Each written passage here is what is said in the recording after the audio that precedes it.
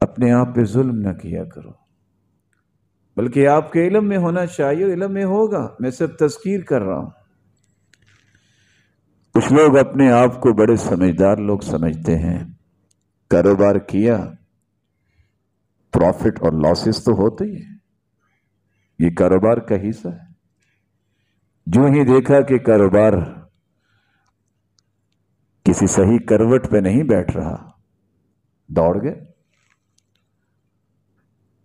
دوڑ کے جانا ہے تو پہلے سوچ لو نا، اتنی چادر پھیلاؤ جتنی آپ کے پاس موجود ہے۔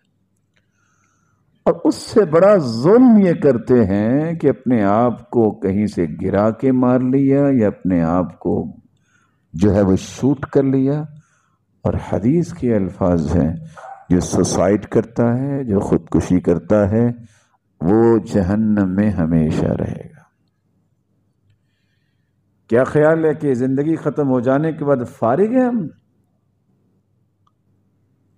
وَلَوْ أَنَّنَا مِتْنَا، اگر ہم مر جاتے اور راحت مل جاتی، لَكَانَ الْمَوْتُ رَاحَةُ كُلِّ شَيْءٍ، پھر تو ہر چیز کے لیے موت راحت بن جاتی۔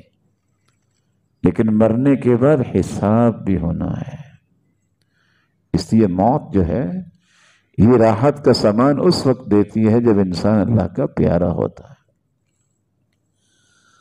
اور حدیث یہ کہتی ہے، اگر کسی نے چھت سے چھلانگ لگائی ہے تو جہنم میں بھی اسی طرح چڑھایا جائے گا، یہ ساری بقیہ زندگی جو ہے چھالیں ہی مارتا رہے گا جہنم کی آگ میں۔ زہر پی ہے تو جہنم میں بھی زہر ہی پیے گا، اور تیز دھار آلے کے ساتھ اگر اپنے آپ کو زخمی کر کے مارا ہے تو اس کو قیامت کا بھی وہی دیا جائے گا، کہاں؟ جہنم میں، اپنے آپ کو مارو۔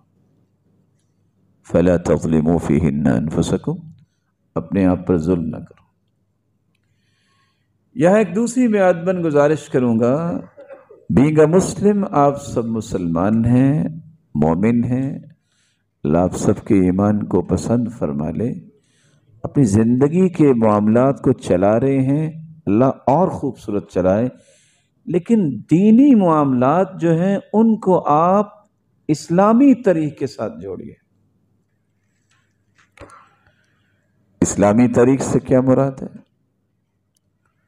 17 ہجری کو سیدنا عمر رضی اللہ تعالیٰ عنہ نے سیدنا عثمان رضی اللہ تعالیٰ عنہ اور سیدنا علی رضی اللہ تعالیٰ عنہ اور دیگر صحابہ کے مشورے سے اس تاریخ کا آغاز کیا کہ اللہ کے رسول صلی اللہ علیہ وسلم نے ہجرت جب کی تھی، اسلامی تاریخ کا آغاز وہاں سے ہوگا۔ تو آپ چونکہ ذوالحجہ میں وہاں سے نکلے تو ریاست مدینہ میں جب پہنچے تو پہلا چاند جو طلوع ہوا تھا وہ محرم کا طلوع ہوا تھا، اس لیے اسلامی سال کا پہلا مہینہ محرم قرار پایا۔